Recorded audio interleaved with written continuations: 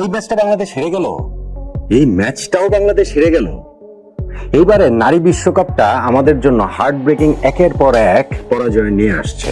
ইংল্যান্ডের বিপক্ষে ম্যাচ জয়ের খুব ভালো একটা সুযোগের সামনে বাংলাদেশ দাঁড়িয়েছিল, আমরা জিততে পারিনি। দক্ষিণ আফ্রিকার বিপক্ষে ম্যাচটা তো আমরা প্রায় জিতেই গিয়েছিলাম, পারিনি।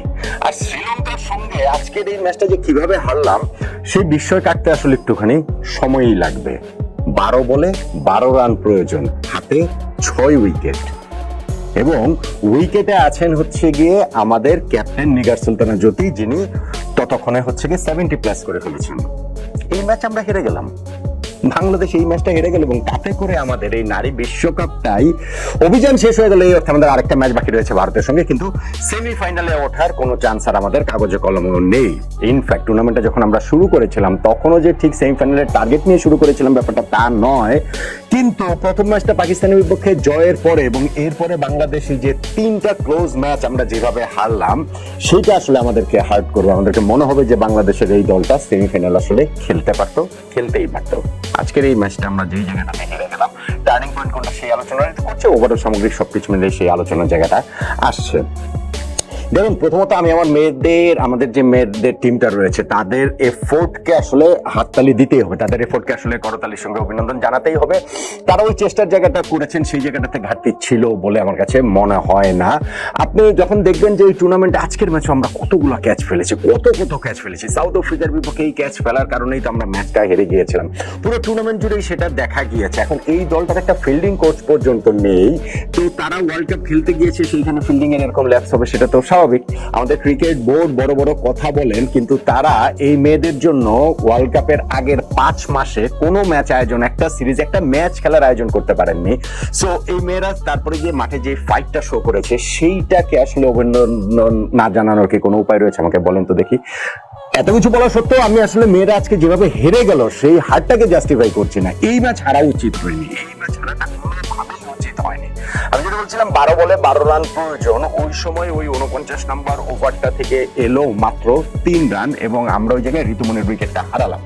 ম্যাচ শেষে আমি আমাদের ক্যাপ্টেন নিগার সুলতানা জ্যোতি, তিনি পোস্ট ম্যাচ প্রেজেন্টেশনে যে কথা বলছিলেন যে আমরা ওই 49 নম্বর ওভারেই ম্যাচটা হেরে গেছি, তিনি বলছেন সেটা টার্নিং পয়েন্ট। কেননা তিনি ওই সময় তার পার্টনারের সঙ্গে কথা বলছিলেন যে আমরা এই ওভারটা থেকে আমাদের রান নিতে হবে, আমাদের এগিয়ে যেতে হবে, 12 বলে 12 রান প্রয়োজন, বাউন্ডারি হিট করতে হবে, তুমি বাউন্ডারি মারো, তা না হলে আমাকে ব্যাটিং স্ট্রাইক দিলে আমি বাউন্ডারি মারতে পারি। কিন্তু ওইটার কোনোটাই আসলে হয়নি। ওভারটা থেকে আমরা মাত্র 3 রান পেয়েছি এবং ঋতুমনের উইকেটটা আমরা গিয়ে হারিয়ে ফেলেছি। ইনফ্যাক্ট লাস্ট বলটাতে রাবেয়া, তিনি যখন স্ট্রাইকে এসেছেন, মানে তোর আউটের পরে ফিফথ বলটাতে রান নিতে পারলেন না, লাস্ট বলটাতে ওই একটা রান যে কেন নিলেন, স্ট্রাইকটা কেন যদি লাস্ট ওভারে নিজের কাছে রাখলেন না, সেটা আমার কাছে একটা মানে একটা প্রশ্নবোধক চিহ্ন। এবং ওই জায়গাটাতেও কি ম্যাচটা আমরা হেরেছি কিনা। দেখুন, ওই রানটা হওয়ার কারণে যেটা হয়েছে, জ্যোতি স্ট্রাইকে নেই, তিনি 77 রান করে ফেলেছেন ততক্ষণে, আর ওই সময় নতুন নেমেছেন যে রাবেয়া, তিনি হচ্ছে গিয়ে লাস্ট ওভার স্ট্রাইক দিবেন। তো ওই অবস্থা শেষ ওভারে জ্যোতি স্ট্রাইকে থেকে 10 রান প্রয়োজন, আর জ্যোতি নন স্ট্রাইকিং এন্ডে থেকে 9 রান প্রয়োজন। পার্থক্য আসলে কোথায়? আমার কাছে মনে হয় যে 10 রান প্রয়োজন হলেও জ্যোতি স্ট্রাইকে থাকলে সেই চান্সটা আমাদের ছিল। আর লাস্ট ওভারে এরপর আমরা যেটা দেখলাম সেইটা আসলে মোটামুটি আর কি আমাদের সকল কিছুকেই হার মানিয়ে গেছে। যে প্রথম 4 বলে আমরা 4টা উইকেট হারিয়ে ফেললাম। রাবিয়া তিনি এলবিডব্লিউ হয়ে গেলাম 4 বলটাতে। নেক্সট বলটাতে এসে রান নেবার চেষ্টায় নাহিদা রান আউট হয়ে গেলেন। জ্যোতি ওইখানটাতে তিনি স্ট্রাইকে এলেও বিগ শট খেলার চেষ্টায় তিনি বাউন্ডারিতে ক্যাচ দিয়ে আউট হলেন। আর মারুফ আক্তার যখন এলবিডব্লিউ হলেন, প্রথম 4 বলে আমরা 4 উইকেট হারিয়ে ফেলেছি। ফলে আর শেষ ওভারের 9 রানের ওই ইকুয়েশন তো আমরা মেলাতে পারিনি। শারমিন যিনি নেমেছিলেন আবার মাঠে ক্র্যাম করার পরে, তিনি ওই জায়গাটাতে লাস্ট বল স্ট্রাইক পেয়েও আর ওইটাতে কি ততক্ষণে 8 রান প্রয়োজন, ব্যাট বলই করতে পারিনি। ইনফ্যাক্ট আমরা 7 রানে এই ম্যাচটা হেরে গিয়েছি। অথচ আমাদের হারের কথা ছিল না। আমাদের এইখানটাতে আমি বলছিলাম যে শুরুতে আমাদের 44 রানে 3 উইকেট পড়ে গেল।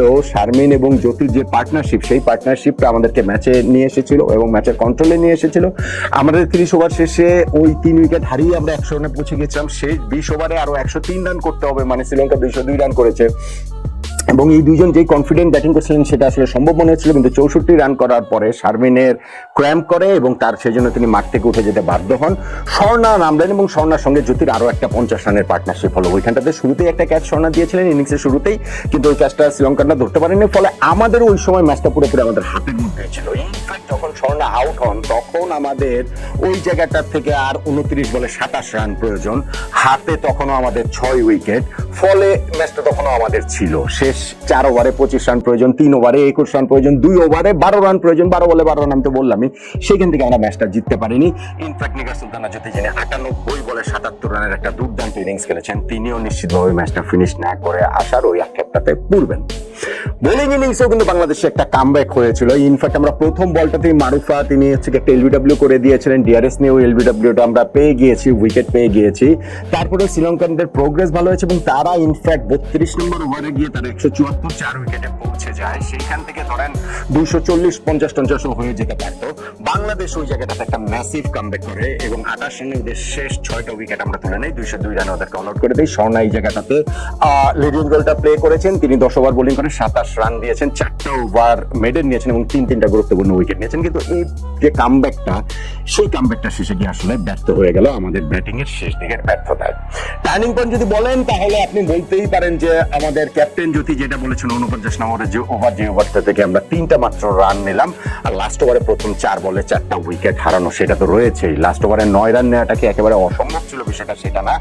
আমি আসলে এই সবগুলোর মিক্সচারটাকেই টার্নিং পয়েন্ট বলবো, যে সেকেন্ড লাস্ট ওভারটাতে 3 রান নেওয়া প্লাস ওই লাস্ট বলটাতে একটা রান নিয়ে জ্যোতি নিজের কাছে স্ট্রাইকটা না রাখা এবং অবভিয়াসলি শেষ ওভারে প্রথম 4 বলে 4টা উইকেট হারানো।